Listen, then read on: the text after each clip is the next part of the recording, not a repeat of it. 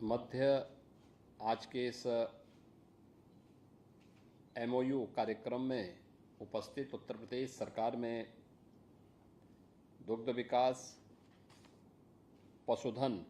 विभाग के मंत्री Shri Dharmpal Singh ji, chairman NDDB doctor Minesh Saha जी,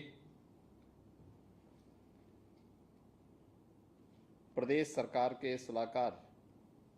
श्री अवनीश अवस्थी जी, कृषि उत्पादन आयुक्त श्री दीपक कुमार जी, प्रमुख सचिव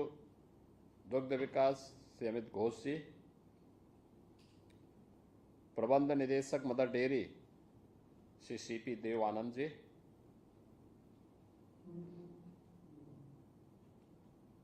आज के इस कार्यक्रम में उपस्थित दुग्ध विकास विभाग और एनडीडीबी से जुड़े हुए सभी अधिकारीगण, पीसीडीएफ के प्रबंध निदेशक और अन्य विभाग के अधिकारीगण, मैं सबसे पहले एनडीडीबी के सभी अधिकारियों का, अध्यक्ष और अन्य उनसे जुड़े हुए जितने भी उनके अधिकारीगण हैं, उन सब का उत्तर प्रदेश आगमन पर हृदय से स्वागत करता हूं। नेशनल डेयरी डेवलपमेंट बोर्ड आदरणीय प्रधानमंत्री जी के विजनरी लीडरशिप के अनुरूप अन्नदाता किसानों और पशुपालकों की आमदनी को कई गुना बढ़ाने में जिस प्रकार की एक सकारात्मक भूमिका का निर्वहन कर रहा है, वह अत्यंत सराहनीय है। मैं इसके लिए एनडीडीबी को पशुधन की उन्नत नस्ल के लिए, दुग्ध उत्पादन बढ़ाने के लिए और क्वालिटी मिल्क उपलब्ध कराने की एक स्वस्थ प्रतिस्पर्धा को आगे बढ़ाने के लिए हृदय से धन्यवाद करता हूं। एनडीडीबी आज इस क्षेत्र में आगे बढ़ा है तो उसका परिणाम पशुपालकों के जीवन में भी और अनेक महिला स्वयंसेवी समूहों को भी आगे बढ़ने में एक बड़ी मदद मिली है। उत्तर प्रदेश उसका एक उदाहरण है और खासतौर पर 2019 में झांसी में 5 महिलाओं ने बिलिनी मिल्क प्रोड्यूसर प्रारंभ किया था एनडीडीबी के सहयोग से, और आज वह बुंदेलखंड का सबसे बड़ा मिल्क प्रोड्यूसर बन चुका है, जिसमें हजारों महिलाएं जुड़ करके स्वावलंबन का एक नया मॉडल बनी है। ऐसे ही आगरा में, गोरखपुर में, काशी में और अन्य स्थानों में मिल्क प्रोड्यूसर के माध्यम से महिलाएं आमदनी कमाने के साथ साथ स्वावलंबन का एक नया उदाहरण प्रस्तुत कर रही हैं। उत्तर प्रदेश जैसे राज्य में जहां पर अनंत संभावनाएं पहले से छुपी हुई हैं, कृषि और कृषि से जुड़े हुए सेक्टर में, वहां पर जो कार्य होना चाहिए था, वास्तव में पिछली सरकारों की अकर्मण्यता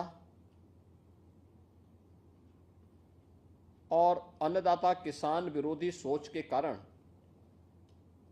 वो आगे नहीं बढ़ पा रही थी। योजना बनती थी बंदर बांट करने के लिए,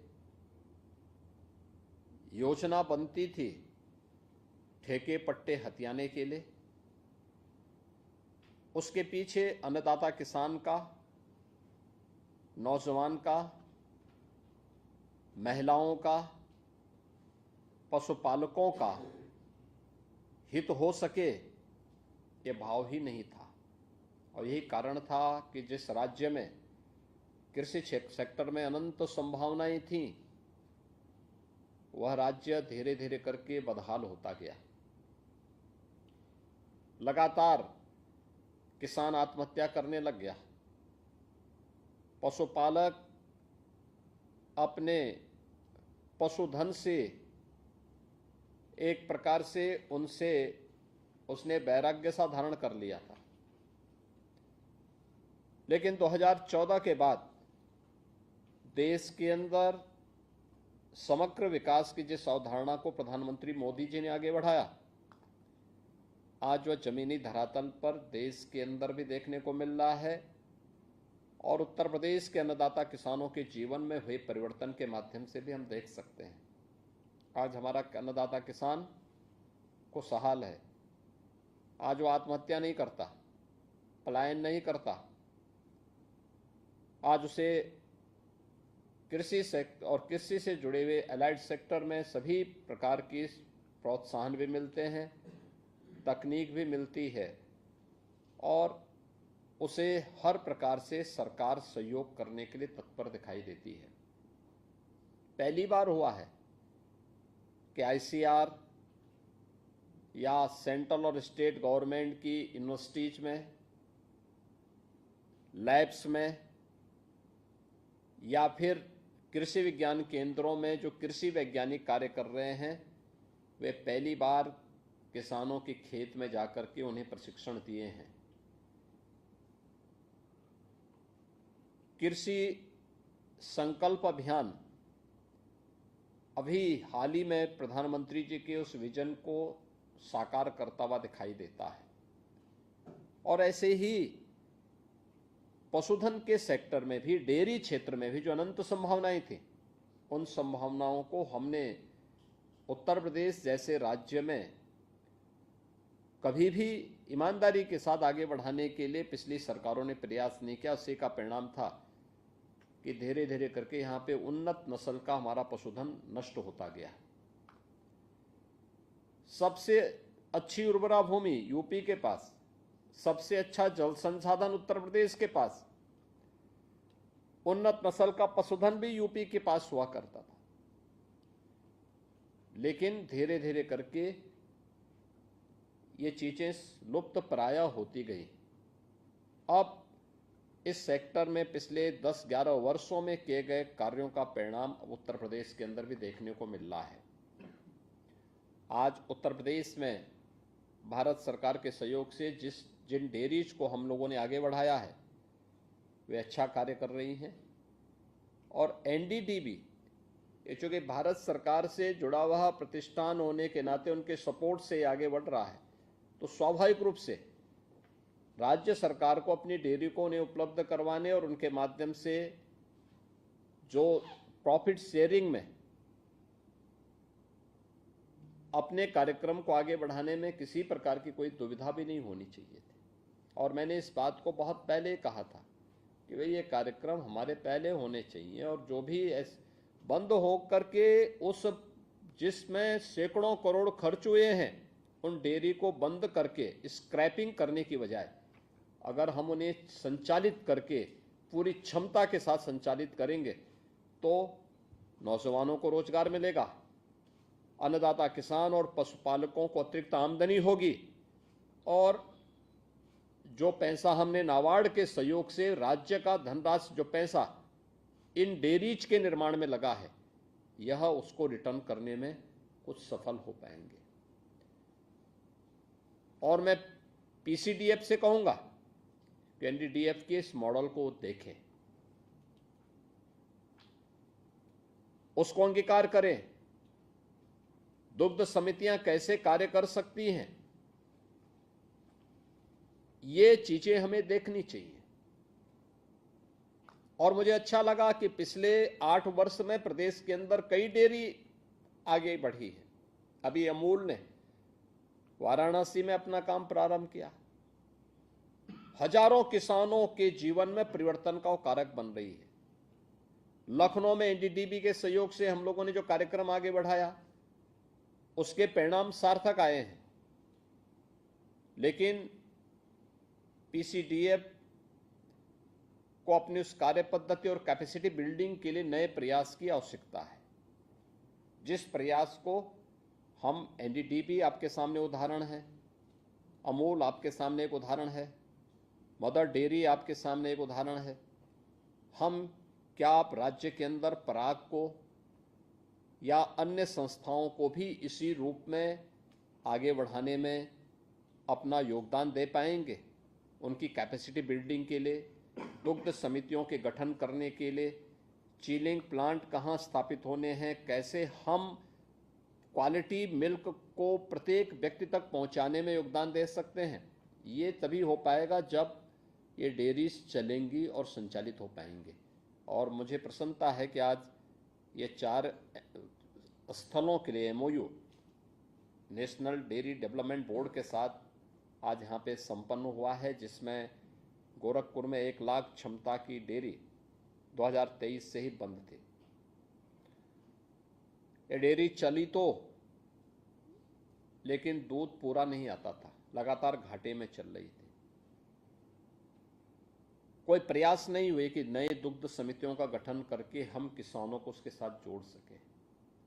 अन्नदाता किसानों को उन्नत नस्ल का पशुधन दे सकें, अच्छी गाय, अच्छे नस्ल के भैंस या जो पशुधन उसके पास है उसमें अच्छी ब्रीड उसके माध्यम से पैदा हो, इसके बारे में जो पहल होनी चाहिए थी उसका अभाव देखने को मिल रहा था। विभाग को एक जिम्मेदारी लेनी चाहिए थी, वहाँ पे कहीं न कहीं उस दिशा में जो प्रयास होने चाहिए उसको और तीव्र करने की आवश्यकता है। कानपुर में 4 लाख लीटर की डेयरी, नई बनी इस डेयरी कुछ ही दिन चल पाई, घाटे में लगातार चलने के बाद बंद हुई। आज उसको फिर से रिवाइव करके एनडीडीबी उसको आगे बढ़ाएगी। 1 lakh litre dairy, 1 lakh litre की क्षमता की कन्नौज की काउ मिल्क से जुड़ी हुई डेयरी, ये भी नाबार्ड के सहयोग से बनी थी और उसको भी हम लोगों को नए सिरे से फिर से रिवाइव करके उसको आगे बढ़ाना पड़ेगा। और ये चीज़ें होती हैं तो एक साथ सभी स्टेक होल्डर उससे लाभान्वित होंगे, पशुपालक भी, महिला स्वयंसेवी समूह और दुग्ध उत्पादक समितियां भी। इसके साथ ही जो यूथ उससे सर्विस पाएगा, नौकरी पाएगा या वहाँ काम पाएगा, उन युवकों के बारे में भी, उनको भी काम मिलेगा वहाँ पे। और एक नया माहौल प्रदेश के अंदर एग्रीकल्चर के फील्ड में, जो प्रधानमंत्री जी का विजन है, किसानों की आमदनी को या पशुपालकों की आमदनी को कई गुना बढ़ाने के लिए ये चीज़ें भी होंगी। इसमें पशुधन के लिए अच्छा फीड कैसे उत्पादन किया जा सकता है, अंबेडकर नगर की हमारा पशु चारा उत्पादन का प्लांट, वह भी मात्र 12% क्षमता से ही चल पा रहा था। अब एनडीडीबी उसको संचालन करेगा, न केवल पूर्वी उत्तर प्रदेश में बल्कि पूरे उत्तर प्रदेश के अंदर से, वहाँ से क्वालिटी फीड हम पशुधन के लिए उपलब्ध करवाने में बड़ी भूमिका का निर्वहन कर पाएंगे। और मुझे लगता है कि इस मामले में जो बातें यहाँ पर एनडीडीबी ने अपनी बातें जो यहाँ पर कही हैं, खासतौर पर जिन चीज़ों को लेकर के ये डेयरियाँ यहाँ पर प्रदेश के अंदर हमारी ये चीज़ें काम किए कर रही थी, एमओयू की जो शर्तें हैं बहुत स्पष्ट हैं, और उस स्पष्ट शर्त के साथ इन चीज़ों को लेकर के कि जिसमें लीज रेंट के साथ साथ यहाँ पर प्रॉफिट शेयरिंग भी 50-50% के साथ एनडीडीबी इनको संचालन करने की दिशा में आगे बढ़ रही है। मुझे पूरा विश्वास है कि एनडीडीबी एक समय सीमा के अंदर, एक बहुत शॉर्ट समय सीमा तय करें जिस दौरान आपकी डेयरी तैयार होती है, उस दौरान दुग्ध समितियों को वहाँ पे रिवाइव करके कैसे हम इन चीज़ों को आगे बढ़ा सकते हैं। हमारा भी प्रयास होना चाहिए कि जहाँ पे मिल्क प्रोड्यूसर बन रही है, मेरा मानना है कि सबसे आसान तरीका है उनका प्रशिक्षण, उनको मार्जिन मनी में सहयोग करना और चिलिंग प्लांट लगा करके उनकी आमदनी को कई गुना बढ़ाने में हम योगदान दे सकते हैं, डेयरी के साथ उन्हें जोड़ने में। क्वालिटी मिल्क बच्चों को और परिवार वालों को मिलेगा, क्योंकि इसमें जो मिलावट हो रही है, मैंने पिछले दिनों बड़ी कार्रवाई करवाई थी प्रदेश के अंदर कुछ जगहों पे। पशुधन है नहीं, लेकिन खोआ बनाया जा रहा है, पनीर बेचा जा रहा है, टनों टन, ये सब फर्जी है। लोगों के यानी जन स्वास्थ्य के साथ खिलवाड़ किया जा रहा है। कार्रवाई हुई है और मुझे लगता है कि एक तरफ हमें क्वालिटी मिल्क प्रोडक्ट उपलब्ध करवाने के लिए प्रोत्साहित करने चाहिए, लेकिन दूसरी तरफ मिलावटखोरों के खिलाफ भी सख्त कार्रवाई करने के लिए तैयारी रखनी चाहिए। आज का ये अवसर इस दिशा में उत्तर प्रदेश की डेयरी सेक्टर की दिशा में एक महत्वपूर्ण कदम है। एनडीडीबी ने आज एक साथ इन चारों महत्वपूर्ण 3 डेयरी और एक चारा उत्पादन के प्लांट के बारे में अपना एमओयू यहाँ पे किया है, और मैं विश्वास करूँगा कि इस दौरान जब तक वह इन यूनिट को रिवाइव करता है, एक शॉर्ट पीरियड होना चाहिए, उस शॉर्ट पीरियड के अंदर इसको रिवाइव करने और इस दौरान दुग्ध समितियों को सक्रिय करके कैसे कर्मचारियों की कैपेसिटी बिल्डिंग को भी तेजी से आगे बढ़ाने के लिए उनके पास अनुभव है, उनके पास इसका एक लंबा जो है अनुभव का लाभ यहाँ पर प्राप्त होगा। और मुझे अच्छा लगेगा कि ये चीज़ें फिर से प्रारंभ होती हैं और अपनी फुल स्ट्रेंथ के साथ चलती हैं।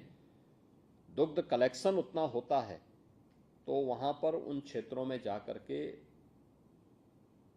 उस डेयरी के साथ जुड़े हुए जो लोग होंगे, समितियाँ होंगी, इनके साथ संवाद बनाने में मुझे भी और हमारे मंत्री को भी प्रसन्नता होगी। मैं एक बार फिर से आज के इस एमओयू के लिए एनडीडीबी को, पशुधन विभाग को, उत्तर प्रदेश डेयरी सेक्टर को भी हृदय से धन्यवाद देता हूं और विश्वास करता हूं कि गति हमारी तेजी के साथ आगे बढ़नी चाहिए। आप सबके प्रति मैं एक बार फिर से हृदय से धन्यवाद देता हूं।